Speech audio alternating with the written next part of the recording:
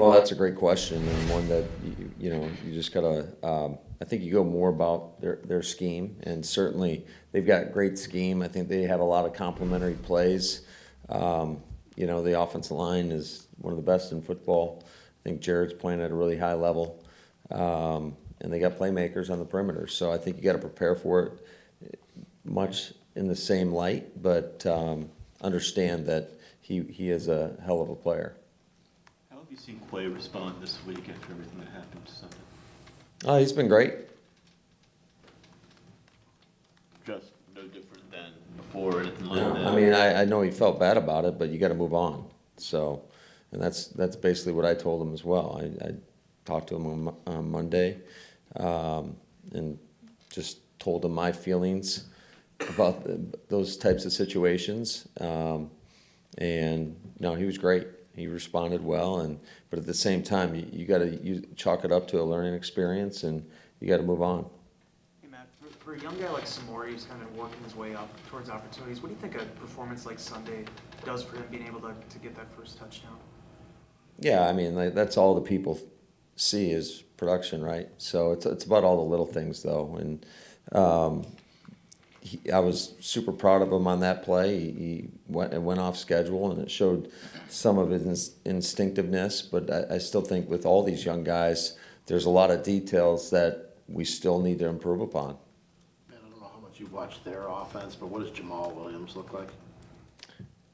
The same guy that was here, just a tough, hard-nosed, do-it-all kind of guy.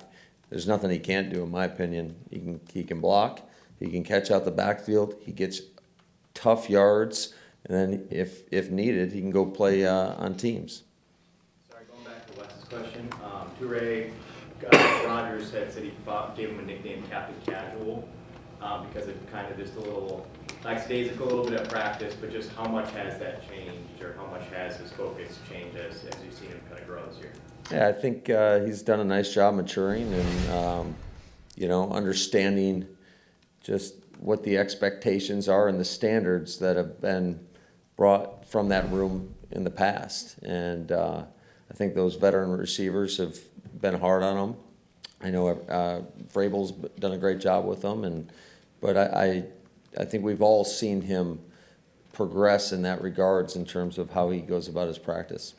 The Lions' defense ranks dead last in the league in scoring, and I think there's only one game that they've given up less than 27 points. When you watch the film, why haven't they been able to stop anybody? In what ways do you think you can take advantage of that? I think that there's teams that have been pretty opportunistic, and I know that they've had some breakdowns, but it seems like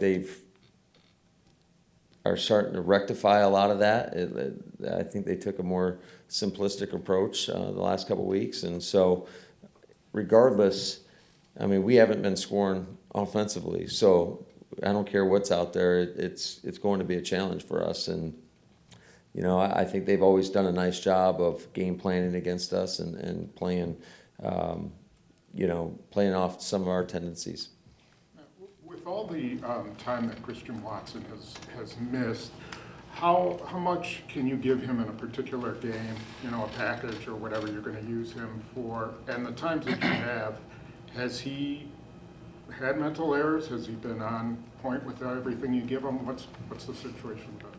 Well, he hasn't played a whole lot of ball for us, so I mean that's kind of tough to answer in terms of how much can you give him. I think you can give him everything. I think he's a super intelligent kid that works hard, and he does it in practice. So that gives us confidence that he's going to be able to do it in the game. We just got to get him through, a game. He's kind of gotten snake bit a little bit, but he's working hard, and we'll see where he comes out of the protocol. You think like he can run pretty much everything that if you had to stick him in as a starter, for instance?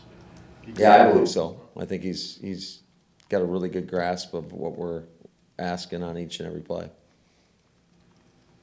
which isn't easy to do considering the amount of time that he has not gotten those physical reps. I think he does such a great job of being engaged mentally, whether he's in the lineup or he's on the sideline. You could have made an argument that the way you played defense against the Bills, the scheme, everything, would have been good enough if you guys were scoring like you had last year, you're scoring 30 points or whatever, it would have kept you in the game. But given that you aren't scoring like that, do you need your defense to play like they're expecting you guys not to score at all? I mean, is there such a way to do that? Yeah, I mean, I think that's not the easiest question to answer. Certainly, you'd love them to hold everybody to 0 points. I think the expectation amongst, I would say, at least the coaching staff going into that game was we were going to have to score some points. That's one of the elite offenses in the league, much like Detroit's offense. I mean, we're going to have to score some points. It's hard to hold people, down that are explosive offenses. Explosive plays typically lead to points. So, yeah, I think it gets back down to playing complementary football. And unfortunately, we haven't done a very good job of that this season. And, we need, when one unit's struggling, the other side of the ball has to pick us up. So however that works itself out, I think that we've got to find that magic formula. Do you think adjusting in a game, so, if you know you're struggling offensively, do you have to adjust what you're doing defensively to take more chances or be more aggressive? Yeah, we've talked about that in game, really every game. Just myself and Joe and, tell them how I feel like we're going to have to go about winning the football game, because that's ultimately what it's all about. I don't care if it's 3-0 or 49-48. It really doesn't matter. It's about winning games and doing our best to put our people in position to find a way to win the game. Was there a practice or maybe a conversation that you had with Samori when you saw the light kind of turn on for him as a rookie and go from that captain casual to having better practice?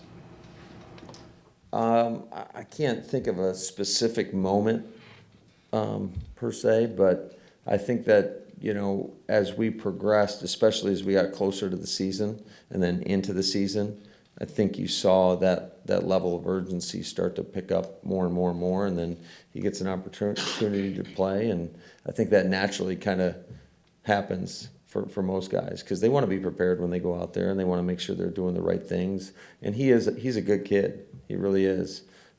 He works hard, and I think it's just, everybody has a different rate at which they progress, in which it's kind of like those aha moments. And, everybody, like I said, it just comes at different times for most young players. Matt, will you have both Dave and Elton at practice today? That's a great question, Rob. I'll let you know when we get out there. You guys really haven't had your five together that you want, right, for very much this year, if at all. How much do you think that would help? I think it'd help, but I mean, you got to make the best of every situation, of every circumstance, and you got to make the necessary adjustments. So. I talked with Dave last week about how hard it's been to figure out the schedule and how he felt it's been unfair to you to, with that uncertainty to. Yeah, I'm not worried about that. I feel bad for those guys. I just want them to be healthy, and obviously, it's just that's part of your job as a coach. No different than in game when somebody goes down. So we've got to do a better job of adjusting that lineup and doing whatever we need to do to have consistent execution. Well, I'd preface that to say I understand if it's too murky to answer the question, but is it beneficial to get those off days jointly with those two so that they are on the practice field more together? Is that a goal or plan? Well, I think you can look at it a couple of different ways. Obviously last week we didn't have Elton. The week before we didn't have Dave. So I don't know. Maybe. If they're both playing, yes.